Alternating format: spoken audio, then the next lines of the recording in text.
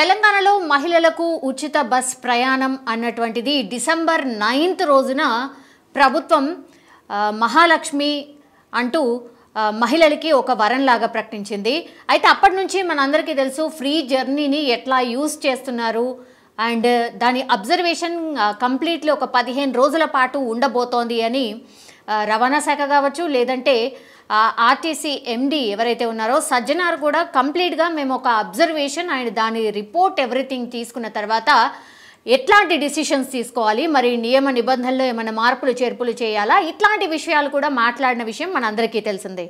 అయితే ఇది free bus జర్నీకి సంబంధించిన బిగ్ అప్డేట్ అని చెప్పొచ్చు. ఎందుకంటే ఫ్రీ బస్ జర్నీ ద్వారా మనందరికీ తెలుసు ఆర్టీసీ కార్పొరేషన్గా ఉన్నప్పుడు చాలా మిగతావి కూడా ప్రైవేట్ బస్సెస్ కూడా చాలా పెద్ద ఎత్తున నడుస్తున్నాయి. అందులో భాగంగా ప్రైవేట్ బస్ ఓనర్స్ ఎవరైతే ఉన్నారో వాళ్ళు ఒక రకంగా ఆర్టీసీకి షాక్ ఇచ్చారు అని చెప్పొచ్చు, లేదంటే ప్రభుత్వానికి ఒక షాకింగ్ న్యూస్ అని కూడా చెప్పొచ్చు. ఎందుకంటే వాళ్ళు ఒక అల్టిమేటం జారీ చేశారు. ఈ నెల 5 వరకు మేము అల్టిమేటం ఇస్తున్నాం. ఎందుకు అనంటే ఫ్రీ బస్ జర్నీ ద్వారా విపరీతంగా రద్దీ పెరిగింది. బస్సుల మీద ఫుడ్ జర్నీ చేస్తూ ఉన్నారు. డేంజరస్గా ఎంత చెప్పినా వినకుండా బస్ కెపాసిటీ కంటే డబుల్ త్రిబుల్ కూడా ఎక్కుతున్నారు మహిళలు. ఎక్కడ కూడా మేము నియంత్రించిన వాళ్ళు ఆగట్లేదు. మా బస్సులు కేవలం 15 రోజులైంది ఈ స్కీమ్ ఇంప్లిమెంట్ చేసి, కానీ మా బస్సుల పరిస్థితి చాలా దారుణంగా తయారైపోయింది. మాకు ఇస్తున్నటువంటి పేమెంట్స్ అలాగే ఉన్నాయి, కానీ ఇట్లా ఫ్రీ బస్ జర్నీ తర్వాత కంప్లీట్గా ఆ రష్ అంతా పెరిగింది. డబుల్ త్రిబుల్ కెపాసిటీతోని బస్ అంతా ఫుల్ అయి వెళ్తోంది. అండ్ ఎవరినన్నా ఎక్కద్దు ఆర్ మీరు నెక్స్ట్ బస్లో రండి అంటే వినే పరిస్థితి కూడా లేదు. ఎందుకంటే మహిళలు వారించి మరీ ఎక్కుతున్నారట. ఫ్రీ బస్ జర్నీ గవర్నమెంట్ ఇచ్చింది, మీకెందుకు, మేము ఎక్కుతాం అన్నటువంటి విషయాన్ని చాలా స్పష్టంగా చెప్తున్నారట. దానివల్ల మా బస్సెస్ అన్నీ పాడైపోతున్నాయి, కంప్లీట్లీ షెడ్లకు వెళ్ళే పరిస్థితి మా బస్సులకు వచ్చింది అన్నటువంటి విషయాన్ని చాలా స్పష్టంగా చెప్తున్నారు. ఈ విషయాన్ని ఫ్రీ బస్ జర్నీ ఎప్పుడైతే స్టార్ట్ అయిందో బస్ ఓనర్స్ ఎవరైతే ప్రైవేట్ బస్ ఓనర్స్ ఎవరైతే ఉన్నారో వాళ్ళందరూ కూడా ప్రభుత్వం దృష్టికి తీసుకెళ్లారు. ఆర్టీసీ ఎండి సజ్జనార్ గారి దృష్టికి తీసుకువెళ్లారు. మేము చూస్తున్నాం, దీనికి సంబంధించి పూర్తిగా ఒక నివేదిక తయారు చేస్తున్నాం, దానికి తగ్గట్టుగా మేము గవర్నమెంట్తో కూడా మాట్లాడబోతున్నాం అన్నటువంటి విషయాన్ని ప్రైవేట్ బస్ ఓనర్స్కి కూడా చెప్తున్నారట. కానీ ఇప్పుడు వాళ్ళు వినే పరిస్థితి లేదు. ఎందుకంటే రాబోయేది పండుగల సీజన్, సంక్రాంతికి సంబంధించిన పండుగ రాబోతోంది. చాలామంది సెలవుల కోసం బస్సులు ఎక్కి వెళ్తూ ఉంటారు కాబట్టి ఆ కెపాసిటీ ఇంకా దారుణంగా ఉండబోతోంది. బస్సులో ఎక్కించుకోలేని పరిస్థితి. మా బస్సెస్ చాలా ఘోరమైన సిచ్యువేషన్కి వెళ్ళిపోయాయి. ఎందుకంటే అవి నెక్స్ట్ ఇంకా షెడ్లోకి వెళ్ళే పరిస్థితి వచ్చింది.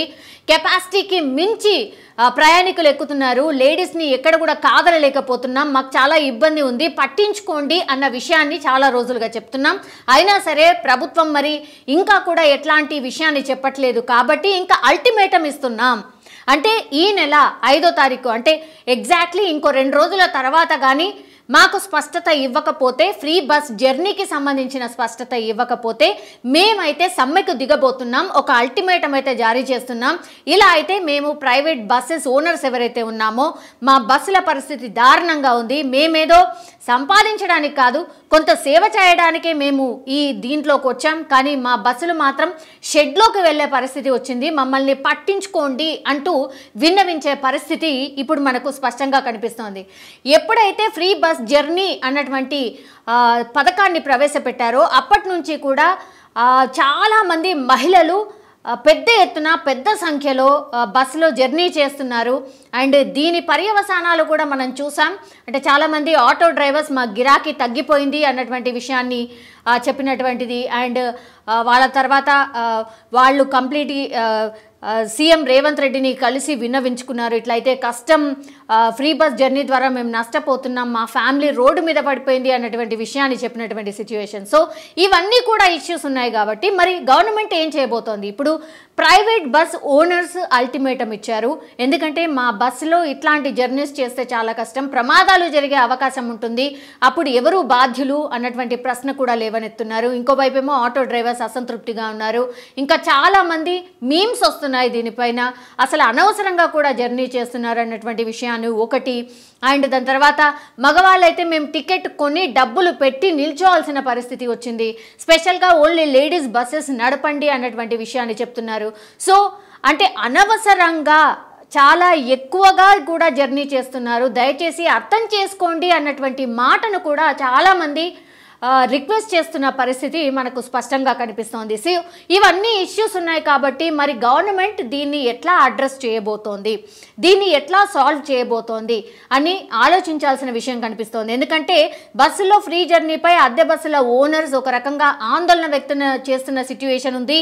ఈ నెల 5 నుంచి మేము సమ్మెకు దిగబోతున్నాం, ఖచ్చితంగా మేము ఏవైతే అడుగుతున్నామో అంటే కెపాసిటీకి మించి ఎక్కుతున్నారు, ప్రమాదాలు జరిగే అవకాశం ఉంటుంది, మా బస్సులు షెడ్లకు వెళ్ళే పరిస్థితి వచ్చింది అన్నటువంటి మాటను చాలా స్పష్టంగా చెప్తున్నారు, గవర్నమెంట్కి కూడా చెప్తున్నటువంటి పరిస్థితి. సో రద్దీ కారణంగా బస్సులు పాడవుతున్నాయని ఆందోళన వ్యక్తం చేస్తున్నారు. ఎక్కువ మంది ఎక్కడంతో ప్రమాదాలు కూడా జరిగే అవకాశం ఉంటుంది. ఉచిత బస్సు స్కీమ్ విషయంలో నిర్ణయం తీసుకోవాలి. అంటే ఈ ఉచిత బస్సు జర్నీ ఏదైతే ఉందో మరి ఓన్లీ ఆర్టీసీకి సంబంధించిన బస్సెస్కి మాత్రమే వర్తింపజేయబోతున్నారా, ఈ ప్రైవేట్ బస్సులకు ఉండదని చెప్పబోతున్నారా, మరి దీనికి సొల్యూషన్ ఏంటి అనేది ఆలోచించాలి అని రిక్వెస్ట్ చేస్తూ ఉన్నారు. సో సంక్రాంతి ముందు ఇట్లాంటి బస్ ఓనర్స్ ఒకవేళ అల్టిమేటం ఇచ్చారు కాబట్టి మరి గవర్నమెంట్ ఎట్లాంటి డిసిషన్ తీసుకోవచ్చు, ఎందుకంటే సంక్రాంతికి సంబంధించి రద్దీ చాలా ఎక్కువగా ఉంటుంది, ఆల్రెడీ బస్సులు సరిపోవట్లేదు అన్న మాట వినిపిస్తోంది. మొన్ననే 1050 బస్సులు కూడా ప్రభుత్వం ఏర్పాటు చేసింది, స్టార్ట్ చేసింది, అయినా కూడా సరిపోలేని సిచ్యువేషన్ ఉంది. కాబట్టి ఇంకా ఫర్దర్గా కూడా మేము బస్సులు పెంచుతామన్న ప్రామిస్ చేసింది ప్రభుత్వం. కానీ ఇప్పుడైతే ఎవరైతే ప్రైవేట్ బస్ ఓనర్స్ ఉన్నారో వాళ్ళైతే గవర్నమెంట్కి ఒక అల్టిమేటం ఇచ్చారు, మాకు ఇవన్నీ ప్రాబ్లమ్స్ ఉన్నాయి, ఇవి సాల్వ్ చేయండి, దాని తర్వాతనే మేము నడిపిస్తాము అన్నటువంటి మాటను స్పష్టం చేస్తున్నారు. మరి ఫ్రీ బస్ జర్నీపై ఏమైనా రివ్యూ చేయబోతోందా సర్కార్?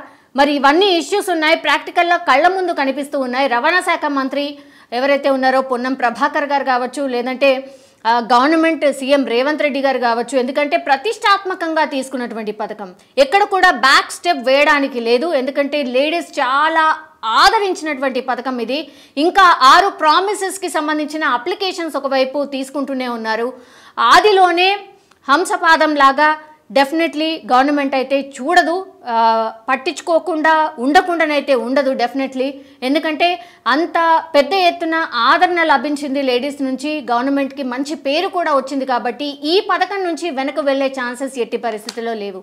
కానీ ఇప్పుడు రేజ్ అవుతున్నటువంటి ప్రాబ్లమ్స్ ఏవైతే ఉన్నాయో మరి గవర్నమెంట్ ఎట్లా అడ్రస్ చేయబోతోంది, ఫ్రీ బస్ జర్నీ దానికి సంబంధించి ఇంకా ఏమన్నా నిబంధనలు పెట్టబోతుందా, నిజంగానే అందరికీ కాకుండా ఎవరైతే అఫోర్డ్ చేసే వాళ్ళు ఎవరైతే ఉంటారో వాళ్లకు టికెట్ పెట్టబోతోందా, లేదంటే ఫ్రీ బస్ జర్నీలో ఇంకేమైనా మార్పులు చేర్పులు చేయబోతోందా, ఇవన్నీ అల్టిమేటమ్స్ వస్తున్నాయి, ఇష్యూస్ వస్తున్నాయి. కాబట్టి మరి దీని గురించి గవర్నమెంట్ ఎట్లాంటి ఆలోచన చేస్తుంది, మరి వీటికి పరిష్కారాలు ఎట్లా చూపించబోతుంది అని చూడాలి. కానీ ఎవరైతే ప్రైవేట్ బస్ ఓనర్స్ ఎవరైతే ఉన్నారో ఒక అల్టిమేటం అయితే జారీ చేశారు, మేము 5వ తారీఖు వరకు చూస్తాము, మమ్మల్ని పిలిచి మాట్లాడితే ఓకే, లేదంటే మా డిసిషన్ మాకుంది, డెఫినెట్లీ మేము బస్సులని ఆపేయబోతున్నాం అండ్ సమ్మెకు కూడా వెళ్ళబోతున్నామని స్పష్టంగా చెప్పినటువంటి సిచ్యువేషన్ ఇక్కడ కనిపిస్తుంది. మరి గవర్నమెంట్ ఏం డిసిషన్ తీసుకుంటుంది, మరి వాళ్ళ చర్చలు జరుపుతుందా, వాళ్ళని పిలిపించి మాట్లాడబోతుందా, ఏం చేయబోతుందని చూడాలి.